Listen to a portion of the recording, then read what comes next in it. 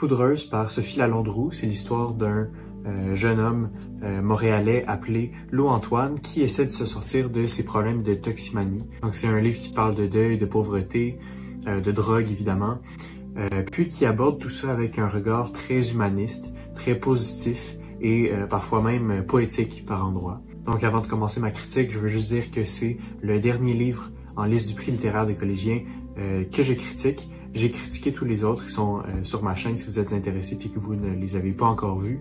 Mais donc voilà. Autant j'ai apprécié l'histoire, autant il y a des points négatifs qui ont été particulièrement importants et qui ont grandement altéré ma lecture de façon négative. Et donc je vais devoir parler de tout ça, mais on commence avec les points positifs. Donc d'un côté, Poudreuse, c'est un roman qui a un point de vue qui est marginal, qui est réellement intéressant. Donc Lou Antoine, c'est un personnage qui, dès le départ, est vraiment intéressant parce que c'est une personne qui est très sensible, puis évidemment qui traverse toutes sortes de problèmes qui ne sont pas le genre de problèmes que quelqu'un qui lit un livre comme ça a l'habitude de voir. Donc je pense que dès le départ, là, si vous êtes intéressé moindrement par la lecture de Poudreuse, vous allez, je vous le conseille parce que c'est un point de vue qui est particulièrement marginal, qu'on n'entend pas souvent. Du moins pour moi, ça a été la découverte de tout un monde d'une certaine façon. Mais donc le fait qu'on ait un personnage qui soit aussi intéressant, à travers ces quelques 110 pages, Poudreuse réussit à capter notre attention puis nous la maintenir tout au long. C'est dû justement au personnage principal, mais également à certains personnages qui viennent sporadiquement rajouter une certaine saveur au livre. Puis évidemment, c'est des personnages qui sont très importants dans le parcours de Lou Antoine. Il n'y a rien qui est laissé au hasard. Et donc, ça fait à peu près peut-être 3 personnages secondaires qui sont tous intéressants à leur manière, que ce soit la mère de Lou Antoine qui, évidemment, est tiraillée par le problème de son fils, puis il y a tout un dilemme qui est présenté qu'elle vit. Puis en juste 110 pages, là, on réussit à voir son point de vue, à voir celui de Lou Antoine, évidemment, à voir celui de son meilleur ami d'enfance, Étienne, et également l'arrivée d'un personnage vers la fin, qui lui aussi est assez intéressant, bien qu'il est un peu moins développé, qui vient un peu conclure le roman, là, mais dont je ne parlerai pas pour ne pas divulgacher l'histoire.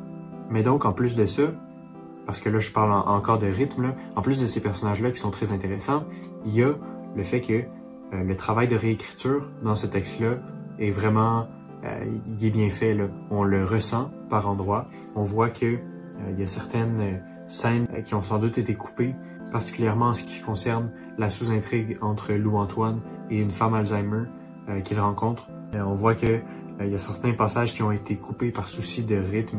Puis, autant c'est dommage d'une certaine façon, mais ça permet d'avoir un livre qui est vraiment condensé puis qui est intéressant tout au long.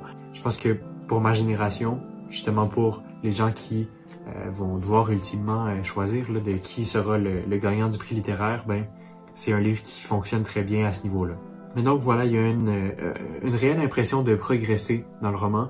Pas forcément de progresser dans le parcours de Lou Antoine, parce qu'il y a des passages où il va plutôt faire une rechute que de réellement faire une progression. Mais malgré ça, on a un sentiment d'aller de l'avant. Puis il y a toujours quelque chose qui nous raccroche à ce qui va venir dans l'histoire, dans le roman. Et donc voilà, je pense que le travail de réécriture dans un roman qui, comme ça, c'est le premier roman de cette autrice-là, là, je pense que le travail d'écriture est vraiment bien fait.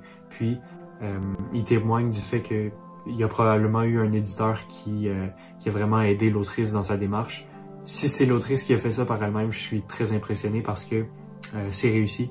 Puis on voit que c'est un roman qui quand même est bien ciselé au niveau des scènes. Là. Pas forcément dans le style, parce qu'il y a une approche qui est un peu différente, là, qui permet pas d'avoir un style qui est super ciselé, mais au niveau des scènes, au niveau de la progression générale du roman, on voit qu'il y a des bonnes coupures, puis le rythme est bien géré.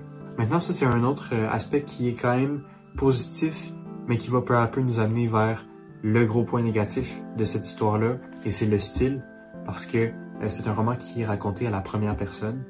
Et puis, dans l'ensemble, si on regarde la plupart des phrases, là, ça fonctionne bien. C'est une façon d'aborder l'histoire qui est adéquate, parce que c'est la façon avec laquelle on est capable d'avoir le plus de connexion émotionnelle avec le personnage principal, c'est en étant dans sa tête, c'est en entendant ce qu'il réfléchit. Mais c'est également là où ça chire un peu. Puis je m'explique, il y a beaucoup de phrases où la façon dont c'est amené, la façon dont on entend ce que réfléchit Lou Antoine fait plus penser à un gimmick stylistique de quelqu'un qui écrit un texte que d'une réelle pensée d'un personnage qui nous fait ressortir un peu de l'histoire.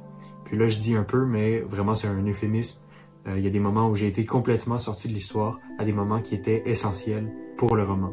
Donc le meilleur exemple que je peux donner, sans essayer de trop divulgacher, là c'est quelque chose qui arrive aux alentours de la page 40 peut-être, mais c'est un long passage où on a un seul paragraphe avec des phrases très longues pendant lesquelles le personnage principal se plaint, puis il est dans une situation qui est vraiment difficile, dans une situation pour laquelle on devrait avoir de l'empathie, mais au lieu de ça, ce que j'ai ressenti personnellement, c'est une tentative d'un auteur qui est un peu amateur de nous faire ressentir quelque chose.